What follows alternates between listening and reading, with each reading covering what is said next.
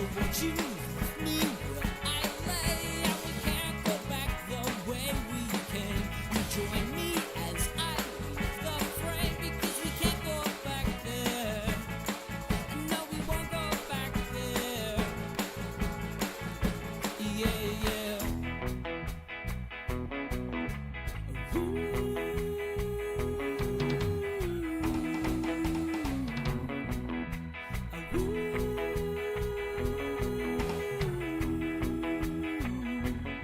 There's a price on my head.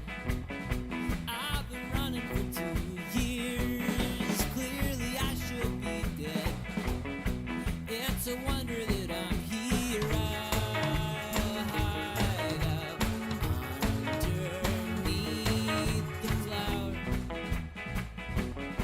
And when we're lying in bed, sometimes I choke on my own tears.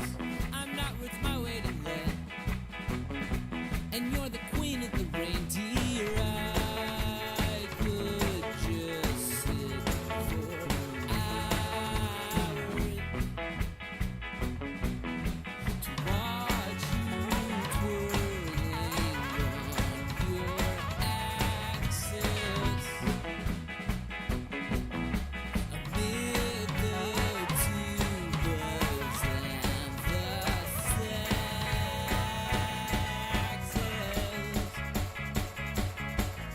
So won't you wake me where I lay?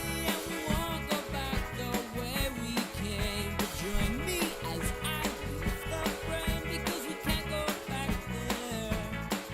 No, we won't go back there. Yeah, yeah. Yeah, sometimes I'm an ass and I light things on fire. It's usually 'cause I'm hot, or I'm hungry, or I'm tired. But anytime I look into your eyes, well, I'm suddenly twice the size.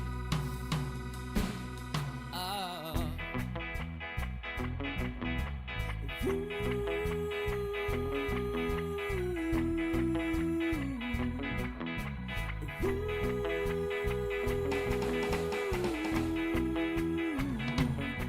I think you're full of, I think I'm full of shit. Oh, we're so full of, yeah, we're so full of. I think I'm full of, I think you're full of, I think we're full of shit.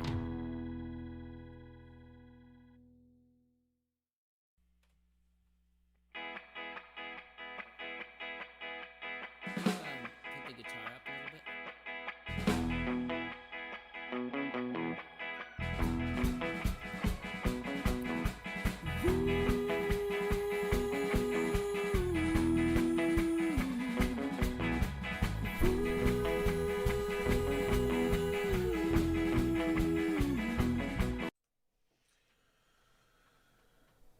Welcome everyone to So Very Wrong About Games does an unboxing.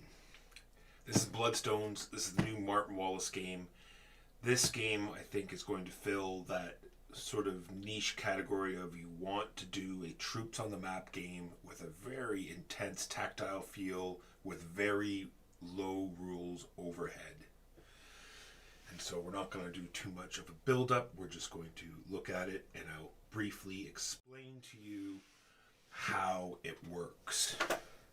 So this is a review copy that they very graciously sent to us. I believe this is just a standard retail edition. Nowhere on it does it say that it is a Kickstarter version, but who knows? So Martin Wallace is a fairly intense designer. If you want to look up a bunch of his designs, he has brought all sorts of mechanisms to the forefront. The two most powerful warriors are patience and time. How very profound. I guess I should do an intro. My name's Michael Walker. I am part of So Very Wrong About Games. We have a podcast. The link should be popping up and you can check it out. So these are all the scoring tokens and the sort of round markers, and in Martin Wallace true fashion we have the cat riding a unicorn token, which is very sort of, I don't want to say out of category, but... And then we have the faction bags and other bags, which I've read the rules, and I'm not 100% up on what some of these optional bags are. Like, why are there 2 undead bags? What's in this undead bag? More unit tokens. They're like 2 different sizes of unit. Oh, I see. In the little bag are the villages. I see. It's just a separate bag. All right, more on this later. So it looks like one of the objects of the game to get points is to put villages out. So I guess you store your villages in this small bag because bags. So this is sort of like a tile builder. You're going to get 6 tiles at the beginning of every one of your turns. You're going to draw them randomly from your bag. And then with these tiles, you're going to have to decide what you're going to do with them. So let's go through what's in the box first before I go over too much about how it's played. So these are the undead, purple. We have some hill giants. We have some dragon lords. So undead. We'll throw everything in the box here. When we're done. Undead. We have hill giants, which are the brown. So villages and units. We should have 2 battle bags. One, essentially it doesn't matter which color is which, but one for attacker, one for a defender. Then we have nunchuck tassels. You can flick it at your opponent while you're pulling tiles. We have this, which I think this is just a Kickstarter extra. We have a travel bag. You're not actually going to use this for anything. Because I saw it in some of the photos, and I was like, what on earth are you going to put in this thing? But yeah, see, it's got a place where you can use it as a knapsack. So it's just a travel bag, which is nice. Because, like I said, if you're going to do bags, then do a bunch of bags. Dragon Lords, red. We have, is this Chaos? Yes, Chaos, which you'd think would be red, but is not. Oh, Chaos only has 1 bag because they don't have villages. All of the different factions have all sorts of different rules, which is very interesting. These are the Corsairs, I believe. So villages and units for them, I'm sure. And then, which is kind of interesting, like I said, this is all about tactile, this game, right? You have these sun-baked tiles, which you stand up in front of you, and then you don't have a board, you have a cloth map. And there are multiple ones, so depending on your player number, you're going to decide what map you're going to use. So, how many do we have here? 1, 2, 3, 4, 5, 6 different maps. That's amazing. Let's see what some of these look like. Throw that in there. Horse Lords. I didn't talk about them. There's Horse Lords as well. 6 different factions.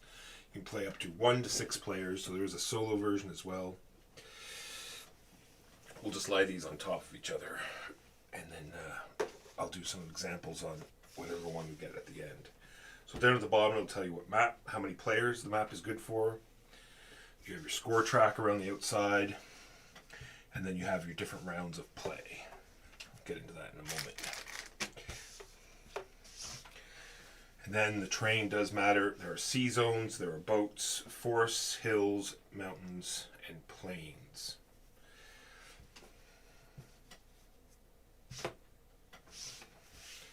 It's nice. If you have any questions about any of the rules or anything that I'm pulling out, oh man, they're not even all the same size. That's kind of cool. Map 5 for 1 to 4 players.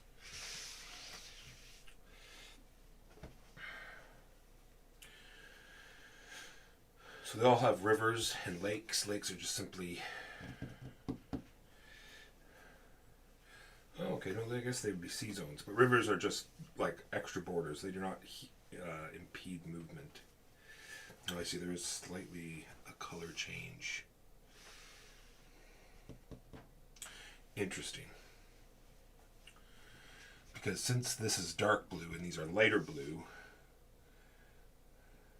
Oh no, it does slightly change here. So I guess, yes, I guess we're going to call them sea zones as well. Alright.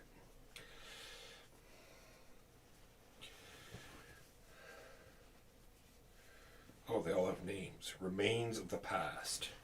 This one is called The Sorcerer's Crucible. 1 to 6 players. Alright.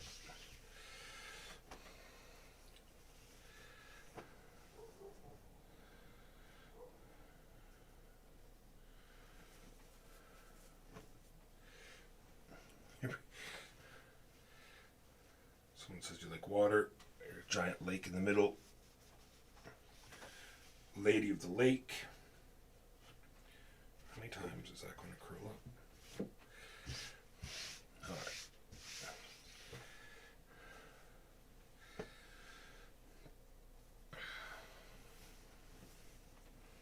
That's Lady of the Lake is 1 to 3 players. This is called the Swan Dance. This is probably all 1 to 4 players. No, this is just not going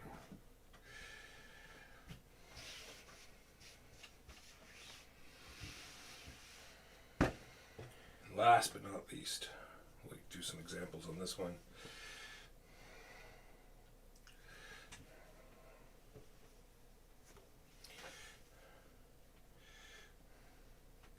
Tyrant's Lament. Alright. Map 1. Should have been... I didn't finish in this. Let's go here. So, for each faction we have a reference, which is nice.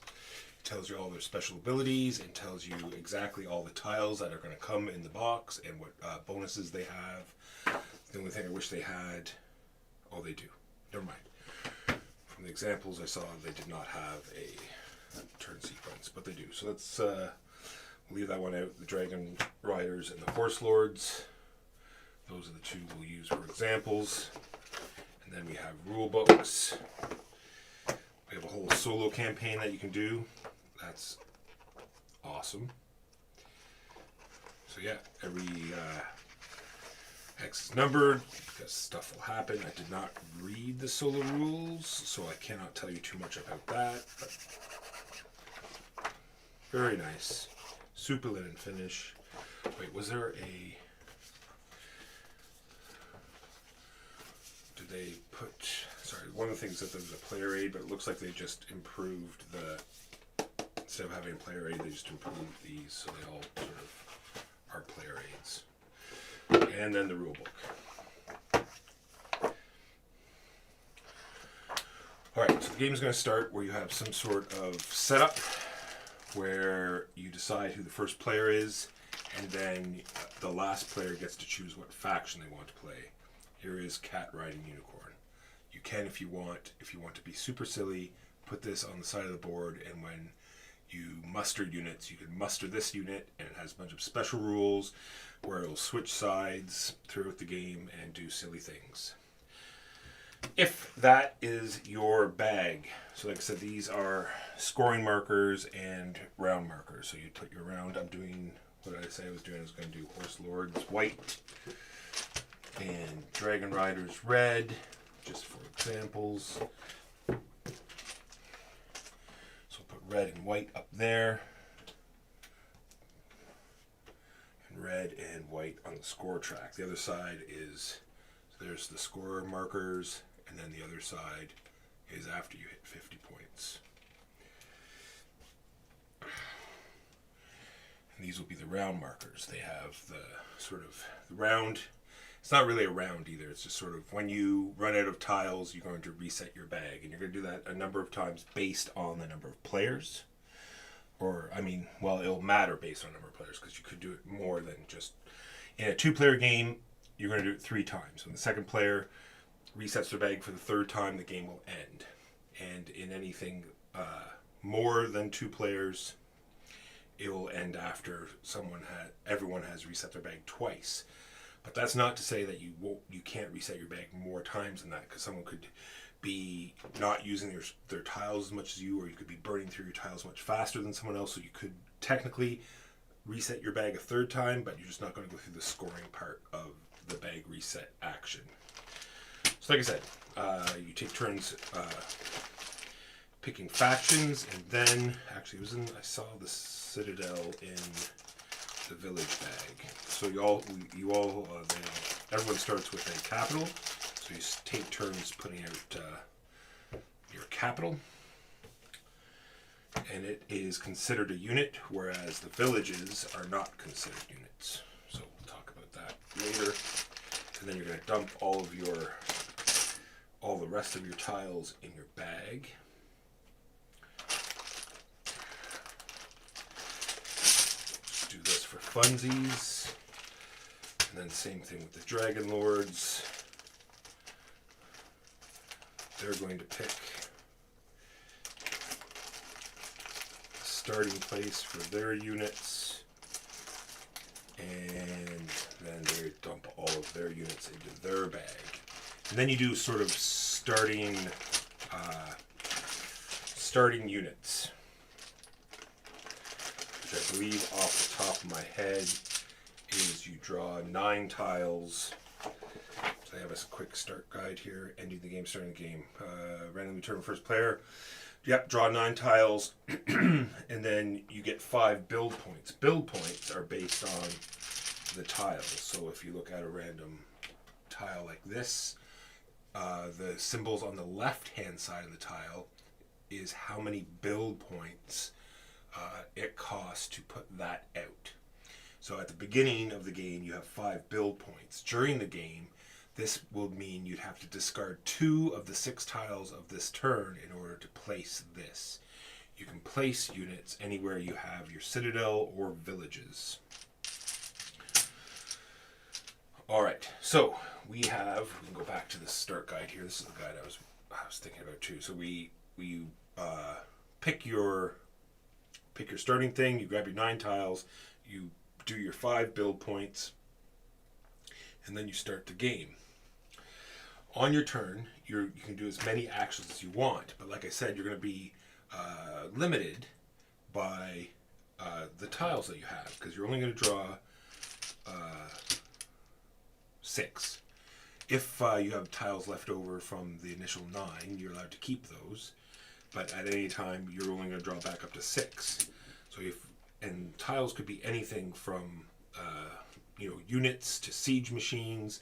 They all have different. Let's line up a bunch here.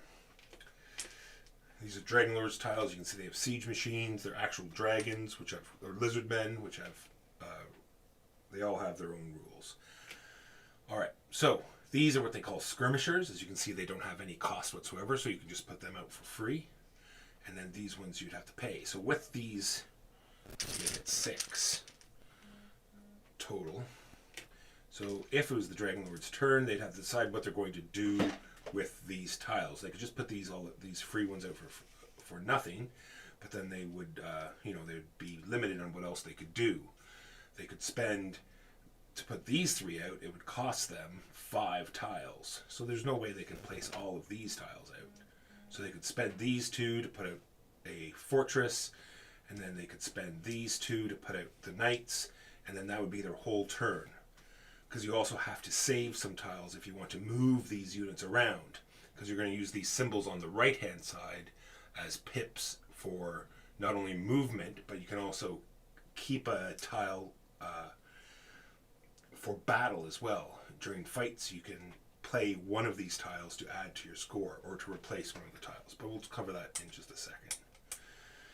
So, like I said, on the Dragon Lord's turn, they can do as many actions as they want until they run out of tiles. So you can do a placement first, and then you can do a little bit of movement. Of course, fortresses can't move, and so on and so forth. But I got ahead of myself a little bit. So the first thing you do is capture any villages.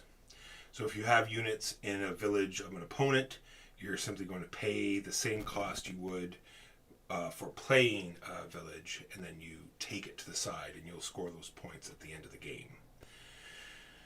Then, if the Necromancer Undead were playing, here I'll go down.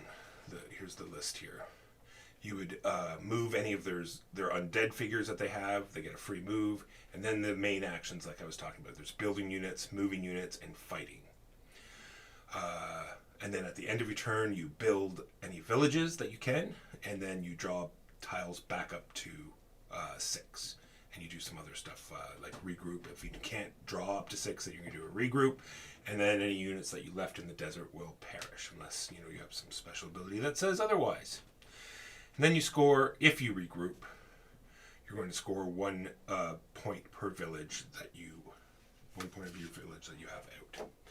All right, so kind of already covered Cabin Village, and then the main action. So building units I covered. Put out the ones that are free for free. They have to go where either you have a citadel or you have a village. Build units, move units, and then movement is based on what terrain you're moving into. So they have movement cost there. So plains 1, forest 2, hills 2, mountains 3. I shouldn't have showed you this. I just happened to show you the mountain folk one because normally for everybody else the mountains are not, you cannot move into the mountains. So depending on who you are, different movement costs for different units. Not for different units, for different terrain types. And so if you're taking a movement action, the one small tricky part about this game is that some actions you're only allowed to spend 1 tile total no matter what. Like the capture villages action at the beginning that I talked about, you can only play 1 tile to capture villages. So technically the maximum amount of villages you could take over were 5, and there would have to be 5 opponent villages all in the plains or other areas that cost 1. Plains with the forests, and you'd have to be the sole person in all those places, and you'd have to have a tile that had 5 pips on it. So you get to play 1 tile to take over villages, but when you decide to move, you can play as many tiles from the 6 that you want and generate sort of a pip pool. But any of those pips that you don't spend are lost as soon as you start another action. You don't get to go back and spend more of those points. So movement is quite simple. You move from one area to the next, paying the cost of the terrain that you're moving into. And if you move into where there's enemies, then you're locked in. You cannot move out after that. Until the battle starts, that is. There is withdrawing from battles. Which I'll talk about battles now. For those that are listeners, at the beginning of the podcast, if you get to listen to the unedited version, we have something that's called the popularity pick. And this week we are doing best rule books. And this was a main candidate. I was going to pick it until it did this crazy thing. Because if you can see, down the right-hand side of every page, it gives you a very brief and useful summary of the rules. So if you're looking for something, you can just quickly scan down, you find what you want, and it's directly beside what you want to read. Unfortunately, there is a blurb here at the bottom of this page that is a main rule that is not talked about anywhere else in the rule book, and that, because of the way I am, there's nothing wrong with it. It's because of the way my brain works, I hate. It says all battles must be resolved before you end this phase. Nowhere else does it talk about that. At least in the online rule book that I had. Maybe this is a little bit different. I'll go over it, but at quick glance, it does not look like it states it anywhere else. Fairly important rule. So you can either choose fighting as an action, or if you've done everything else, then you must do battles everywhere else that you have 2 different types of units. At no time are there ever going to be I shouldn't say that, because technically you can retreat into one of your villages where another player who's not the active player has troops, and then therefore the battle won't happen until his turn, or anyway. Long story short, if there are 2 different types of if you have units where another player has units, you must resolve that battle before the end of your turn. And battles are fairly easy. Do they have a quick little summary? First of all, the defender can withdraw. It's all depending on cavalry units. So as long as you have equal to or more cavalry units than the opposing player, you can withdraw. If your opponent has no cavalry units, then you can just withdraw. And you must withdraw into an either empty area, or like I said, if you just have a village, and even if there's enemy troops there, you can still withdraw into that. It specifically says you can also withdraw into where the enemy came from. Sometimes that leads to issues, but in this particular game, they want you to be able to do that. Then you will draw tiles from the bag. The 2 battle bags. Let me see, where did there's stuff in here somewhere that goes gray and light gray, right? So if you have more units, like nothing to do with pips or anything, pips are done. It only has to do with actual units. If you have more units than your opponent, you get to draw 4 tiles, and then the other player draws 3 tiles. You are still only going to resolve 3 of the tiles, but you'll have more to choose from. Then you also, if you have any tiles from your hand left, you get to replace a single tile that you drew from the bags with one of your hand tiles. Then you're going to add up the pips. So let's just draw 3 here at random. So in this case, I have 11. I didn't, switch any with my opponent, with my hand, and then the other player draws 9, 12 to when I said 11. So whoever had the grayer tiles would win. The other player would have to withdraw. The loser loses 1 unit. And this is not even counting all of the bonuses. Then you add any of the unit bonuses that the player might have. As you can see, all of these pluses, this would add to your battle score. And it's not just for if you have cavalry there, you get +1. It's for every cavalry that you have there, and or every giant that you have there. And there's all sorts of, any rules I'm talking about here all have exceptions due to the different race powers that there are. And then there's not much more than that. That's what I mean. It's very light rules. Like I said, that's a battle is one of the things you can do. Then you get to build villages. Then, like I said, the same is the cost for capturing enemy villages. Depending where it is, you pay the cost and you put it in a village. It has to be connected to either another village or you can chain. So in this case, it's fairly visible. So in this case, I could place a village here because it's connected by units to another village or your citadel. I just could not put a village. Even if I had a unit, I could not put no, that's a bad example. Let's put it way over here. I could not put a village here. Even though I have a unit here, it's not connected back to another village or my citadel, so I could not place a village here. And it's the same thing as capturing villages. You can only play 1 tile. So you can't build villages everywhere where you have units. The highest pip value is 5, so you might not even have 5. You might have only 3 pips on a unit. So I could only build, in 3 areas, or if it was in hills, less. Then you draw tiles. You draw back up to 6. Like I said, if you cannot draw 6 out of your bag because you've used them all, then you're going to do a refill. You're going to move this token over 1. You're going to put all of the tiles that have been discarded. They're discarded from placing units. They're discarded if you switch them into battle. They're discarded if they got destroyed in a fight. You take all of the tiles back into your bag. You'll score 1 point for every village that you have out on the board. And then play continues. Then the second time you do it, same thing. But then as soon as everyone has reset their bag twice in a 3 to 4 player game, 3 times in a 2-player game, then you do this sort of, that person, the final person that resets their bag to the particular number of times, finishes their turn. They'll get their 1 point for all of their villages. Then you do like whatever it's called, like a battle. It's not called a battle royale, but it's like a battle royale. The person to that player's left will now do any fights where there happens to be multiple people.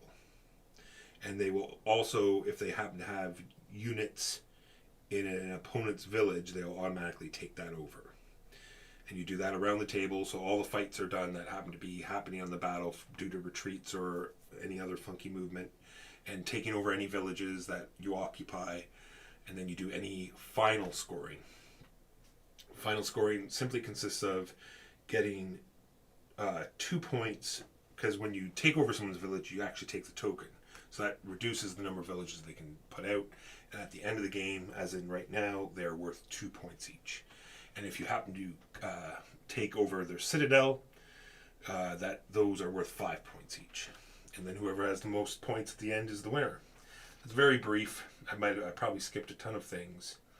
But that's it. I'm very much looking forward to trying this. It's very tactile. Like, these tiles are super thick. And like I said, you can actually, they say to stand them up. They stand up pretty good. So you stand them up as a hand, so you can pick it like Mahjong style, and you can play them out on your turn. Looks cool. That is Bloodstones by Martin Wallace, and put out by Wallace Designs. This is a review copy. Make sure I've said that. I think I said at the beginning. Say it again. It's a review copy that they're very graciously sent to us. And if anyone has any questions, say them now, because I think that's that.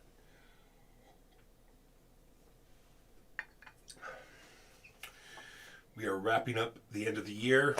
We have, I have Evacuation coming today. We want to get that played. We have Kutrahora still left to play, and that will pretty wrap up our 2023. And then we'll get our end of the year stuff going. Well, I guess we'll have to see. I'll have to take a look and see. This is probably a 2023 game as well, so we'll probably have to get this played as well. So that's that. You can see here, this is Kickstarter. I don't know if you can see that. It's already, as soon as it comes out of the box, right? Because the box is air sealed, and they print these and they immediately put them into the box almost. Sometimes they'll give it time to dry, but when they're in a hurry, it'll immediately go into the box, because it's gotta get out to the backers, and then this is what happens. Wah. And this is relatively thick too. But it will climatize soon enough, and then they'll just go right back down to being flat. Love the cloth maps. Love the tiles.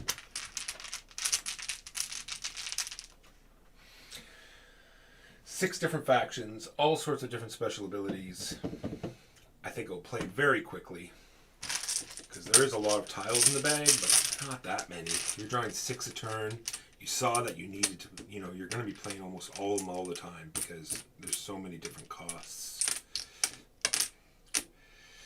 Tons of special abilities that I didn't go through. Like the Dragon Lords have dragons, where when you attack someone, they cannot retreat, and if you're attacked, you can always retreat.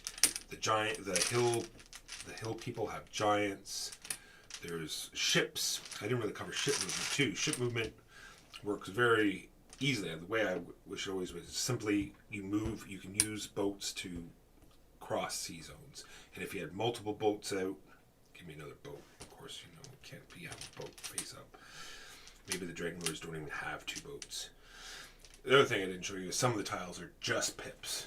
So you can draw tiles that are pips only. Anyway, so if this was a boat as well, you could, as one movement, move from here all the way up to here type thing. It's like you're moving into, paying the pips what terrain type you're moving into, using boats to chain your movement. You can also retreat using boats as well. That's that. I see no questions. I will say goodbye. Thank you for watching.